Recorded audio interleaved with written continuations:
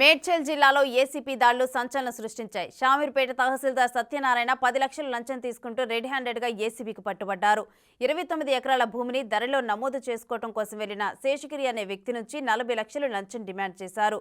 దీంతో బాధితులు ఏసీబీని ఆశ్రయించడంతో విషయం వెలుగులోకి వచ్చింది.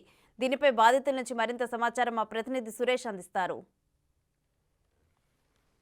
భూమి పాస్బుక్ల విషయంలో 10 లక్షల లంచం తీసుకుంటూ రెడ్ హ్యాండెడ్గా పట్టుబడ్డాడు షామీర్పేట తహసీల్దార్. ప్రస్తుతం మనతో పాటు ఫిర్యాదు చేసిన శేషగిరి ఉన్నారు. ఒకసారి ఈ ల్యాండ్ వివాదం ఏమంటే ఒకసారి కనుక్కుందాం. ఒకసారి సార్, ఏం జరిగింది అసలు? మిమ్మల్ని ఎంత లంచం డిమాండ్ చేశారు? ఏంటి అసలు వివాదం ఏంటి ల్యాండ్కి సంబంధించి? మేము 2006 సంవత్సరంలో భూమి కొనుగోలు చేశాం. నా పేరు మవ్వ అగ్రో ఎస్టేట్స్ ప్రైవేట్ లిమిటెడ్ పేరు, మేనేజింగ్ డైరెక్టర్ మవ్వ రామశేషగిరిరావు పేరు కొనుక్కున్నాం.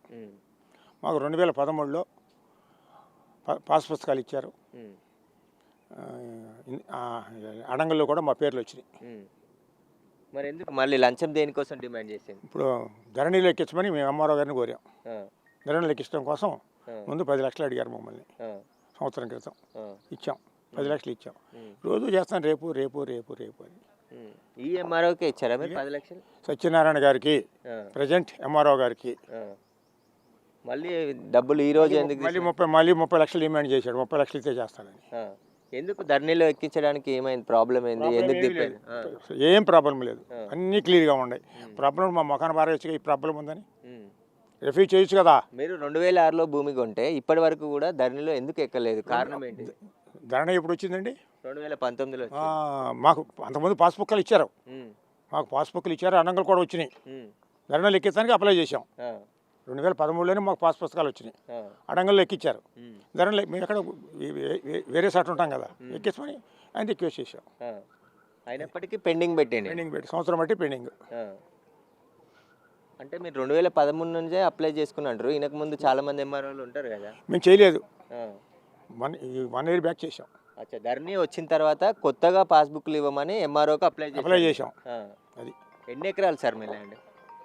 29 ఎకరాలు. మొత్తం ఎన్ని డబ్బులు ఇచ్చారు ఇప్పటి వరకు? మీరు ఇప్పుడు ఇచ్చింది ఎంత? ఈరోజు 10 లక్షల సంవత్సరం క్రితం ఇచ్చాం.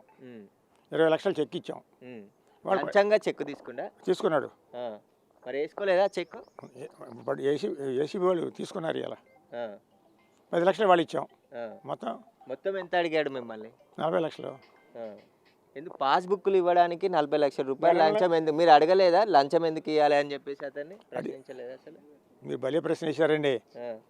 10 లక్షలు ఇస్తేనే తెకాణాలి సంవత్సరం బట్టి. ముందు 10 లక్షలు ఇచ్చాగా, మరి ఎందుకు ఎక్కేసలు అయినా చెప్పండి. ఏం చెప్పిండి? కారణం ఏం చెప్పి? ఇదిగో రోజు రేపు ఒక కారులు తిరుగుతానికి 2-3 లక్షలు డీజిల్కి అయి ఉంటాయి. అయితే ధరణి పోర్టల్ వచ్చిన తర్వాత కొత్త పాస్బుక్లకి అప్లై చేసుకున్న తరుణంలోనే దాదాపు 40 లక్షల రూపాయల లంచం డిమాండ్ చేశాడు. 10 లక్షలు సంవత్సరం క్రితమే తీసుకున్నాడు. మరో 10 లక్షలు ఈరోజు తీసుకుంటుండగా ఏసీబీ అధికారులకు ముందుగా సమాచారం అందించడంతో ఈరోజు తన డ్రైవర్ చేత డబ్బులు తీసుకుంటుండగా రెడ్ హ్యాండెడ్గా ఏసీబీ అధికారులు పట్టుకోవడం జరిగింది. ప్రస్తుతం తహసీల్దార్ ఆఫీస్లోనే తహసీల్దార్ని ఉంచి ప్రశ్నిస్తున్నారు. ఆయన ఇంట్లో కూడా సోదాలు నిర్వహిస్తున్నారు. ఆయనకు సంబంధించిన హైదరాబాద్తో పాటు కరీంనగర్లో కూడా సోదాలు కొనసాగుతున్నాయని చెప్పేసి ఏసీబీ అధికారులు చెప్తున్నారు. ఏదైతే డిఎస్పీ సాది మాజిద్ డిఎస్పీ ఆధ్వర్యంలో ఈ రైడ్స్ అన్నీ కూడా జరుగుతున్నాయి. ఇక్కడ ప్రజెంట్ 10 లక్షలతో పాటు రెడ్ హ్యాండ్గా దొరికాడు కాబట్టి ఇంకా ఆయన బాధితులు చాలామంది ఉన్నారని చెప్పేసి కూడా ఈ తహసీల్దార్ కార్యాలయానికి వస్తున్నారు. కేసు అయితే నమోదు చేసి ఇద్దరిని, డ్రైవర్తో పాటు తహసీల్దార్ని కూడా అరెస్ట్ చేసినట్టు ఏసీబీ అధికారులు చెప్తున్నారు. ఇంకా సోదాలు అయితే కంటిన్యూగా జరుగుతున్నాయి. ఇక్కడెక్కడ ఈయన ఆస్తులు సంపాదించి కూడబెట్టాడనే కోణంలో అయితే ఏసీబీ అధికారులు సోదాలు నిర్వహిస్తున్నారు.